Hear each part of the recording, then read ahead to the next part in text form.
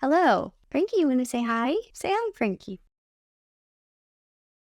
I've been getting the same question a few different times on my video, so I figured I would just make a more formal video to answer the question. Essentially, what people are wondering is like, if I'm just having arm numbness and tingling, do I need to go to the ER? And when you're at the ER, like, how did they even figure out that this is what you had based on that one symptom? Long story short, I started feeling symptoms 6 weeks before I went to the ER. My husband and I and my son, we were on vacation, and I went to go pick up my son and I missed. And I was like, oh, that was so weird. But I didn't really think anything of it. It wasn't even like tingling and numbness at first. I just didn't have as good of control over my left arm. It would last for like 2 minutes and then return to normal. I didn't think much of it, but when I got home, I booked an appointment with my doctor and I told him what was going on. And at that point, I had started having some numbness and tingling, but again, it was transient, it was intermittent, came and went, always returned to normal.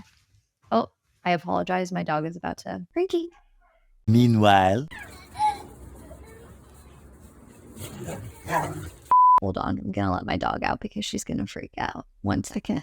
As I was saying, and he was like, maybe it's a repetitive stress injury because you're holding your son all the time. And that made a lot of sense to me. So he ordered a cervical MRI and also suggested like trying PT if I did have a pinched nerve. During this time, it started happening more frequently. Like I'd get like this heaviness in my arm, almost felt like I just didn't have good hand-eye coordination with my left hand when I was in these episodes. So then I get the MRI. He messages me back. He's like, nope, nothing on the MRI. I want you to consult a neurologist and start PT. I call the neurologist and I can't get an appointment. So then my symptoms got worse. A couple of weeks later, beginning of August, all of a sudden, it wasn't just my arm anymore. I started having like tingling in my face. I started having tingling all throughout the left side of my body. And I started having these like spasms, like nerve attacks. They weren't painful. They sort of stopped me in my tracks. Like I could talk through them, but I couldn't like lift my son in those moments or like button my pants. So I reached back out to my doctor. I tell him all of that. And I said, do you have another neurologist you can refer me to? He said, no, just wait for that original neurologist.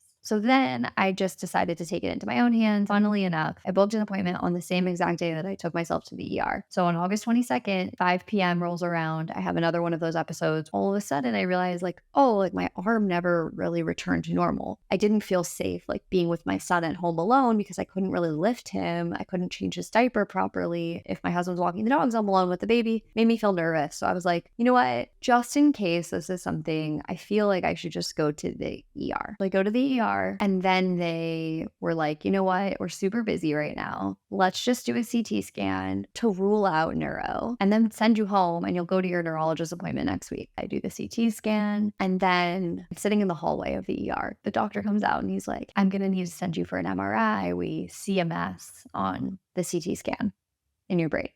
I don't know what it is, but we see something. When they first told me, I like felt like this like heat in my head, just like, what? This feels like it can't be real. What could this be? So then I get the MRI done and my doctor comes out and he says, so we see something on the MRI and I feel like I should be honest with you. It looks like it could be a tumor, but we're going to need to admit you now. So at that point, I realized like, okay, there's something really wrong. They're calling a surgeon. That means I need to have surgery. That feels scary and serious. They admit me. I'm like in a hallway bed for like 3 hours. And this lovely surgeon drove all the way from his home at 11 o'clock at night to come talk to us and explain what was going on. Essentially what he saw was like a 3 centimeter, which is like the size of a grape, mass on my right parietal lobe, directly in my sensory cortex. So all those weird sensory feelings I was having made perfect sense with where this thing was sitting. He said, I can't tell you what it is. I'm not exactly sure, but we're just going to get in there. And I said like, okay, so if this is successful, and he's like, no,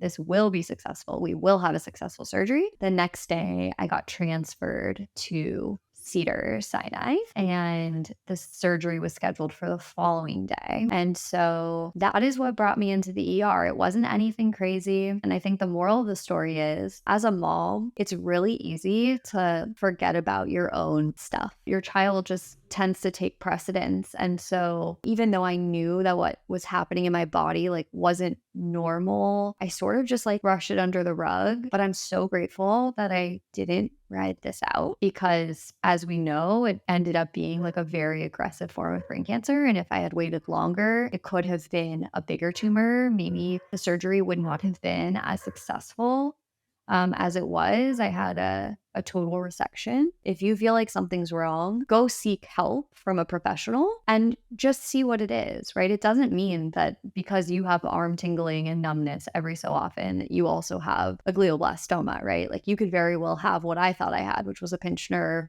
But I think the takeaway, like I said, for me is just listen to your body and like give yourself the time that you deserve. Now, what I know is like your health is, it's a lot. It's everything. I hope I answered that question. If you guys have any other questions, please reach out. I'm happy to share more of my story. I'm still very early on, so I'll have lots of more information to share as I go along this journey, but I'm happy to be a resource to anybody who's going through this or is having symptoms or is feeling like they don't have anyone to sort of talk to. I'll post a little like Q&A question box as well, and I'll talk to you soon. Bye.